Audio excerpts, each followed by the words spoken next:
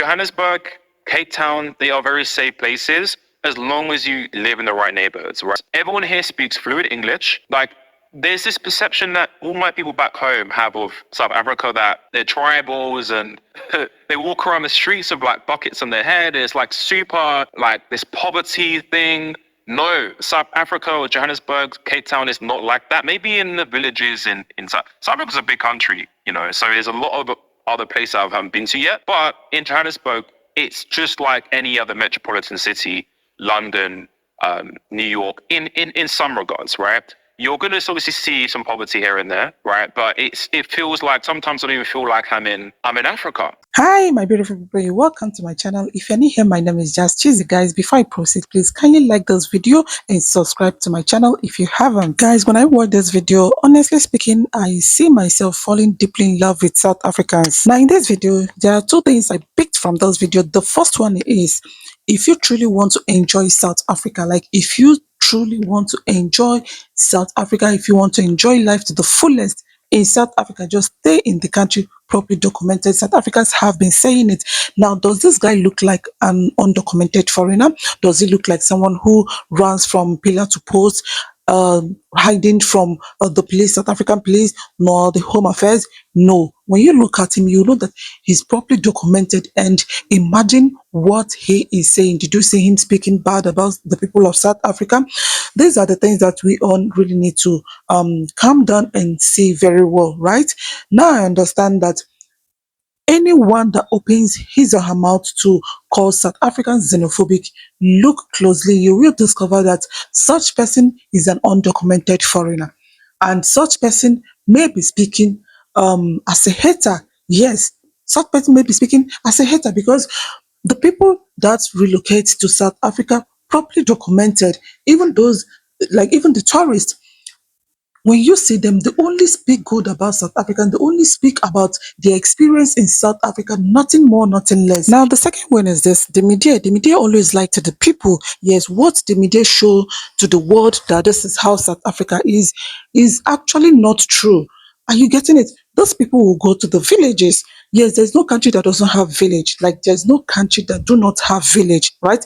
Every country has villages and cities, but these people would rather choose to. In fact, I think they do that to every African countries. Yes, they do that to every African countries. Like the way they portray African countries. Honestly speaking, if you don't have the mind, you will never want to visit Africa. You will feel that Africans are suffering, Africans are poor, and all that. Are you getting it? So these people they'll leave Cape Town, they'll leave Johannesburg, they'll leave beautiful cities in South Africa, but rather they will choose to go to the villages, right? They'll go to the villages and take pictures and begin to show to the world that this is how South Africa is. Whereas South Africa, even most Americans that have visited South Africa, they say it with their mouths that South Africa, like Cape Town, is more beautiful than America. Are you getting it? But the media will leave Cape Town, Joburg, and begin to take pictures, show to the world that this is how South Africa is. So as you all know, I love watching videos like this. Videos like this exposes a lot of things. This guy is currently, like, he's not a South African, right? He's not he's British. So guys, let me leave you to watch this video, and don't forget to give this video a thumbs up. Drop your comment. Even if you don't know what to write, kindly drop heart emoji for your girl. Thank you so much, and don't forget to hit the subscribe button if you haven't subscribed to my channel. So I spent 3 months living in Cape Town and 6 months in Johannesburg, where I'm staying right now. And what really made me move to Johannesburg over Cape Town, and by the way, Cape Town is by far the most beautiful location I have ever been to in the world. I'm yet to find another location which has the same level of scenery, landscapes, vibes. I mean, have you seen Camps Bay? It literally looks like LA in Africa. It is the most stunning location. The promenade, the views, oh boy. It is beautiful, but the reason for me choosing Joburg was just very personal. I wanted to be in South Africa. I didn't want to be in an international melting pot where you've got people from London and US. I wanted to live in South Africa. I literally came to South Africa and I fell in love with South Africa. And Johannesburg was the most South African location. It's a metropolitan location where I wanted to stay. I really wanted to immerse myself in this culture. I don't know how long I'm going to live here for. I think I'll be here for a while. And Johannesburg was just the location to be in. So Johannesburg, you're going to find a lot of people in multiple different industries, from business to music to entertainment. And that's ultimately what I want to be around. Me, I'm very used to being around the same old business community, sales community, and I really wanted to expand my network outside of just what I'm used to. So Johannesburg was a very personal choice, but Cape Town is equally as amazing. Just depends on your kind of preference, on what you're looking for. But in this video, I'm going to talk in the context of Johannesburg because that's where I'm staying right now. The biggest concern for most people that want to move to South Africa is the safety. Because you look online and you hear, oh, I heard so-and-so about South Africa, it's unsafe, there's crime, there's this, there's that. Like, me being very young, my mum was obviously very concerned because she's heard a lot of stuff about South Africa. And, you know, they still think in the olden days of the apartheid and this and that. So there's all these like rhetorics about South Africa and it being unsafe. And what I can say from experience is, let me ask you this. Is London safe? Is Miami safe? Is New York safe? Is LA safe? Is your city that you're from, is that safe? And you'd answer that, well, it depends. And the same thing I'll say if someone wants to move to South Africa is, it depends. If you are street smart, you know where you're going, you don't go to random locations and with random people, and you know what you're doing, right? Then you're going to be fine. I'm not going to encourage you to go to wonky areas late at night when you don't know what you're doing and you're acting like you're lost, because people will take advantage of you. But if you know where you're going and you plan your locations, you go people that you trust, you don't be friends with everyone, then you're going to be fine. And the same thing I'll say in any city. The only city I would say that you're going to be away from crime or anything like that is Dubai. But not everyone in the entire world can move to Dubai. So Johannesburg, Cape Town, they are very safe places as long as you live in the right neighborhoods, right? Because if you live in certain neighborhoods, then you can get yourself into trouble, okay? So in terms of living in Johannesburg, what I recommend to stay if you want to maximize your chance of safety. I'm not saying anything can happen anywhere, in any location, anytime. But if you want to maximize your chance of safety, anywhere in Sandton. So the way Johannesburg is broken up, there is like, Johannesburg is a city, but then Sandton is like the northern part of the city. Anything north of Sandton, Rosebank, close to Midrand even, you're going to be fine. Sandton is the more affluent part of Johannesburg, is where the business people do their stuff, where the restaurants are, where the nightclubs are, the best nightclubs. So Sandton has everything you need. Anything you need, everything you need is in Sandton. If you go south of Johannesburg and you live in Soweto and those areas where it's a little bit more poverty, then you may be susceptible to more problems. I'm not saying there's going to be crime everywhere, people shooting and gangs everywhere, but there may be more problems. So I wouldn't recommend for you to live anywhere south of Johannesburg. Anything north, you're going to be fine, okay? With that being said, you've got to be careful. I wouldn't walk around late at night with your phone dangling out your pocket. If you're looking for a kind of city to do that, I wouldn't do it here. If you want to flex, go to Dubai, go to Miami, enjoy your wealth there. But if you want to just have a good time, enjoy your lifestyle, build your business, save your money, then Johannesburg's going to be fine, right? Because again, you can run into problems if you portray a very affluent lifestyle and you go into the wrong places. And the same thing I say in most cities. You go to London, the nice watch, people will go and try and nick it from you. Same thing I say anywhere. So just be careful. Don't try and pop your shit here. It's not the place to really do that. But even then, like if you live in a residential neighborhood, like for me, I've got electric fences all around my house, right? I live in a house, 3-bedroom. And I feel very safe at night knowing that no one can climb over or come and burgle me, because I've also got 24/7 security. Anyone that wants to come visit me, or it's a friend, whatever, they would have to, I get a notification on my phone, they have to give them a code, and then they authorize them to come in. So no one can just come in and rob my house. It's impossible, right? Because I'm in a residential complex. So if you want that extra bit of security, I highly recommend it. Live in a complex so you have security 24/7. If you want to live in an apartment, then your apartments will always have a reception where there's security. So you're going to be completely safe. And in most places, there is going to be an electric fence, so no one can climb over. So I feel very, very safe. Very, very safe in a lot of places I go to. There's always security, electric fences, and just heightened safety, because South Africa is aware that there can be burglaries and robberies all the time. So there's a lot of precautions in that regard. Okay, so what's the social life been like living here? So I'm going to speak from a very personal experience here, because moving to South Africa was a very personal decision for me. I didn't look at what people told me. People told me not to come here for X reason or this reason. I ignored them. I came here for my reasons. And living here, one thing that really shocked me was it's very westernized. So obviously I'm born and raised in London, and London's where I come from. I'm very used to speaking to London people, English people. So I'm very used to westernized culture, should I say. I'm used to Americans, I'm used to British people. So coming here, it was actually shocking to see that everyone here is very westernized. Everyone here speaks fluent English. Like, there's this perception that all my people back home have of South Africa, that they're tribals and they walk around the streets with like buckets on their head. It's like super like this poverty thing. No, South Africa or Johannesburg, Cape Town is not like that. Maybe in the villages in South Africa's a big country, you know, so there's a lot of other places I haven't been to yet. But in Johannesburg, it's just like any other metropolitan city, London, New York, in some regards, right? You're going to obviously see some poverty here and there, right? But it feels like sometimes I don't even feel like I'm in Africa. For example, I don't know if you guys from UK remember Toys R Us. They shut that down because the company went bust. They still have that here. They have Woolworths here. That also shut down in UK. Woolworths like the equivalent of M&S or Waitrose in South Africa. So they have a lot of amenities here that I'm also very used to living back in the UK. So there wasn't a massive culture shock for me. The people here are very similar to the people back home. There's obviously some cultural differences here and there. One thing they do speak, there's 26 different languages here. So there's Zulu, there is I can't even do it. I'm not even going to try to do it. It's XHOSA, Kosa something.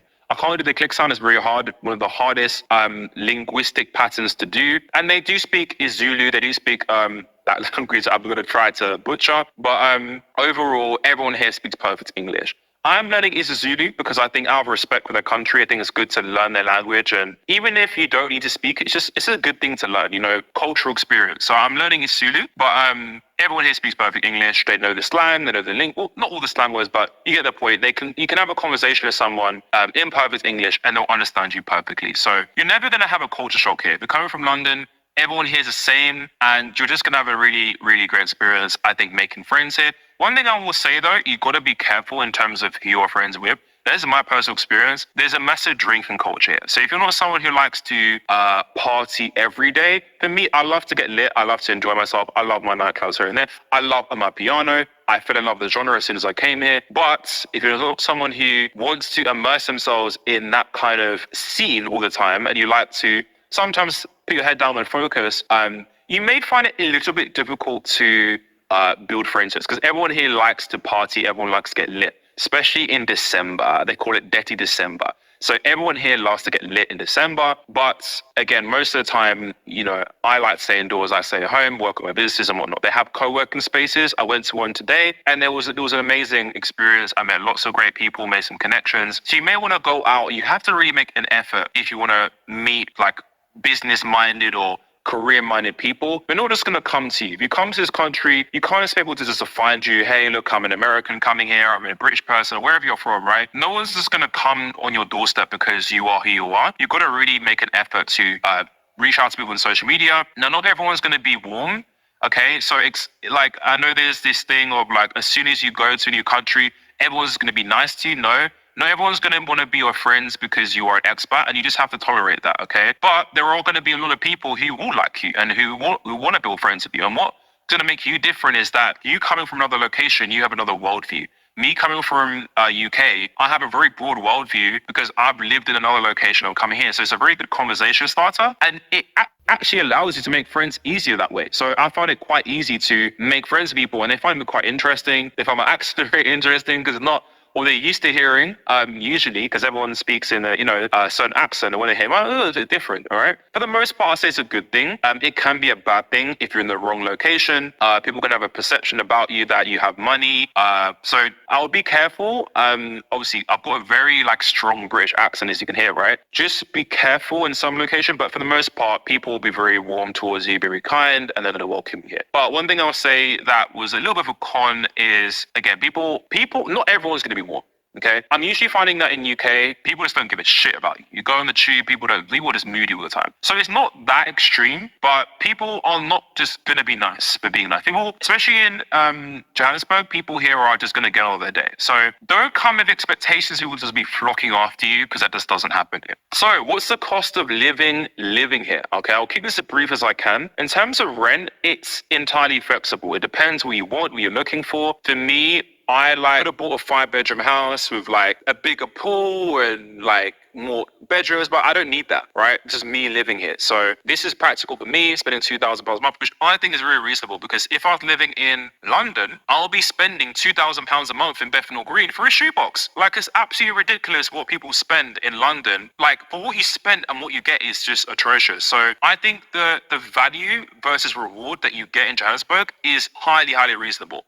Comparing this to Cape Town, because obviously people ask me, okay, why'd you choose Johannesburg over Cape Town? Another reason was, again, the cost of living, because in Cape Town, it is still very affordable, but you won't find a place like this that I'm living in right now in Cape Town for £2,000. Places like this in Cape Town, especially like Camps Bay or Sea Point, you're spending like easy four or 5 grand a month. But listen, it's in Cape Town, you're literally in LA, overlooking the sea. Like, what can you expect? You know, I think that's beyond reasonable. So I think cost of living here is very reasonable. I don't think people should try and be a cheapskate. If you've got the money, get the dream house you wanted. You deserve it. If you're coming from US, you know, if have a place like this in the US or UK, you are spending easy £8,000 a month and more, because you've got bills. Bills here are very cheap. You buy the meter and it's like probably 30, 40 quid a month. Wi-Fi costs me 40 quid a month. Overall, bills probably cost me about £150, £200 a month. Very, very, very affordable here. So I think cost of living here is definitely very reasonable, comparing it to the UK. I don't know if you're coming from Thailand or Vietnam or something like that, and you compare it, maybe there might be a bit of a comparison there, but I think it's very reasonable, and I think it's very affordable for what you get here. In terms of things like groceries and amenities, again, so don't come here thinking that, oh, you're in South Africa, everything's automatically cheaper because you're in South Africa. You have to do a lot of cost comparison. So, for example, I went to a co-working space today and I realized the price was £84 a month for the co-working space, but in London it's like 150. But even that, I looked at it, I was like, it's almost similar in a sense, right? So you don't want to come in here blind thinking, oh, in South Africa everything's cheaper so I can spend, because you will lose money very fast. You got to actually budget and look at things and do a cost comparison and see what makes sense and where. Because some things, especially designer and branded things, they can actually cost the same. Like, I went and done a clothes shopping in Zara, because they have Zara, they have H&M here, they have all the stores you want, and it costed the same as in London. I was like, it's meant to be cheaper, but it wasn't. I was kind of disappointed, and that's going to be a massive shock to you as well, that some things are just going to cost the same. But that's fine, because in your overall monthly budget, it's going to be less all the time, because you're spending less on rent, spending less on Ubers. Ubers here are very cheap. There's Uber and Bolt. I recommend Uber for, safety reasons. Uber's a brand new company. Uber cost me £5, £10, £15 for a trip from one place to the next. You're not going to be spending more than £100 a month on Uber, realistically, unless you move around a lot. For me, I work at home most of the time, but yeah, it's very, very affordable. I mean, I can't drive yet, but if I was to drive, I'd probably get a car, right? Because you need to have a car living here, because everything's not really in walking distance. You got to use a car to go from one location to the next. You want to go from Midrand to Sandton, or even if you want to go out of the city, right? You got to have a car to move around. If you don't have a car like me, because I've got my driver's license here, you've got to use Uber. Okay. So overall, I would say cost of living is definitely cheaper than I'll spend in London. But don't come here with money. Come here with at least, I'll say, 5 grand saved up. And also have your hustle about you. Try to make sure you're having income coming in every month. Because just because it's cheaper than London, it's not free. Okay, people come to these locations, right, expecting that, oh, because it's cheaper than London or New York, that everything's gonna be free. Have some money saved up, have a safety net, and then come here, and then build from here, right? So I think it's definitely very realistic to live here and to build from here, but it's definitely not free. So come here, but at least 5K, I would say. I mean, the more you can save, the better it's going to be for you, because you don't want to run yourself into emergencies. Remember, the trips, if you're moving from here to London, is obviously going to cost money for the plane ticket. So you want to make sure you've got a runway for that, monthly budget, bills and whatnot.